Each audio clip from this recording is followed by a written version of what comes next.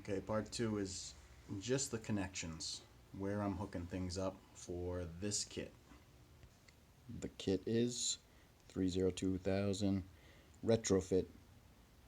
I think it's called multi-port retrofit online. The handheld only comes with power from a cigarette style outlet. The other plug goes directly into, or comes from, a harness connection onto the bulkhead of the Ez-Efi ECU. The fuel pump controller harness is going to be different for a few different people. It's a regular weather pack, but on the Iroc, one of your relays is right here for the fuel pump controller. I'm not using it, so I didn't even get which one, but I believe it's this one on my car. It's an 87.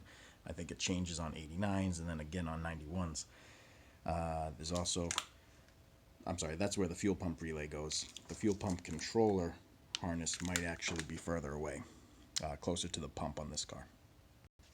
Power and ground, they'll tell you 1,000 times in the manual, you need to go directly to the battery.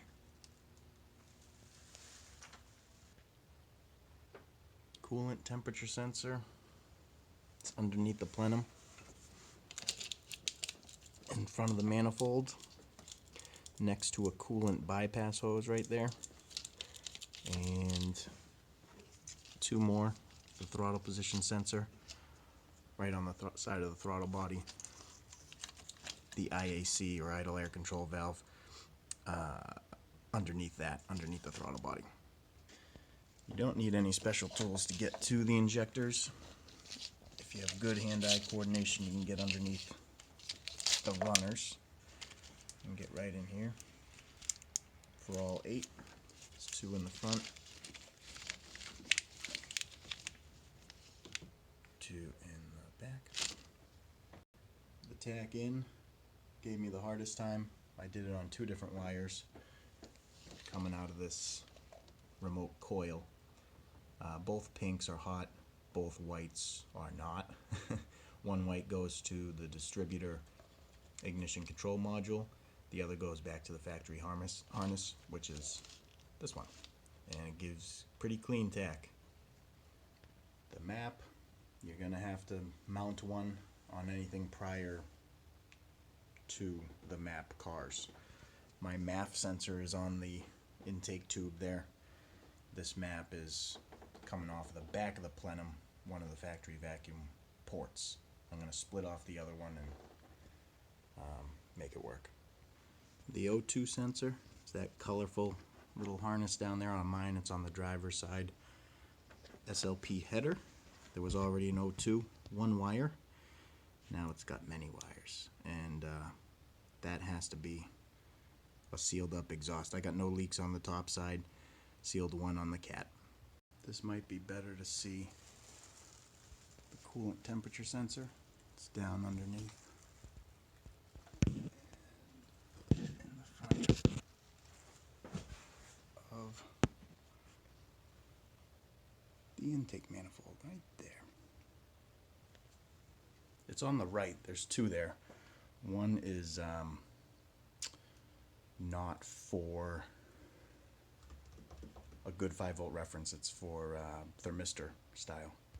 I think that other one for the coolant temperature in the front that I just showed was, I think, just for the EGR system, which I'm still running. Here's another look at the injectors on the driver's side. A little easier to get at. I have a 9th injector down here. It's not being used. It might still be used by the GM ECM just on cold startup for 8 seconds, but it's not leaking, so I'm not replacing it, even though I have a bolt-on block-off kit ready.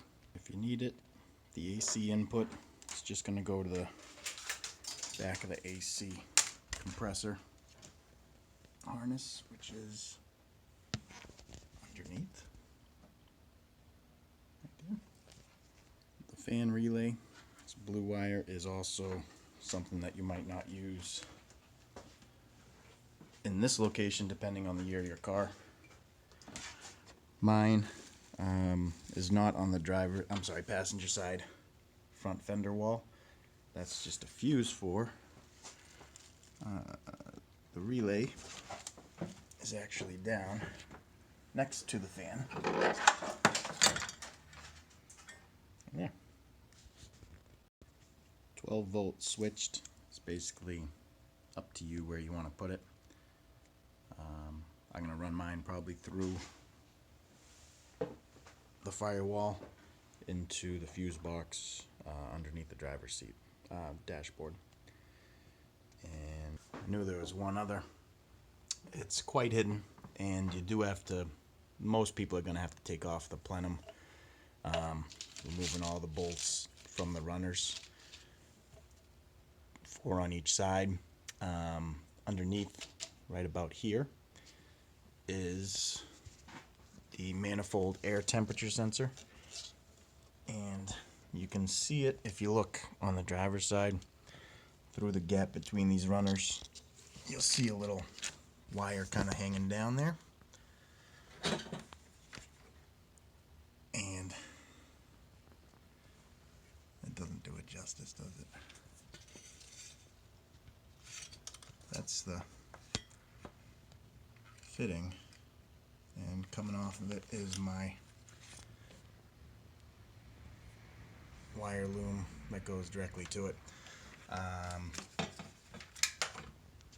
Other than that, I didn't need to do anything else. Right now I'm just running that pink 12 volt switch right off the battery when I start it up, plugging in the cigarette lighter jack, and cranks over. That's it for now.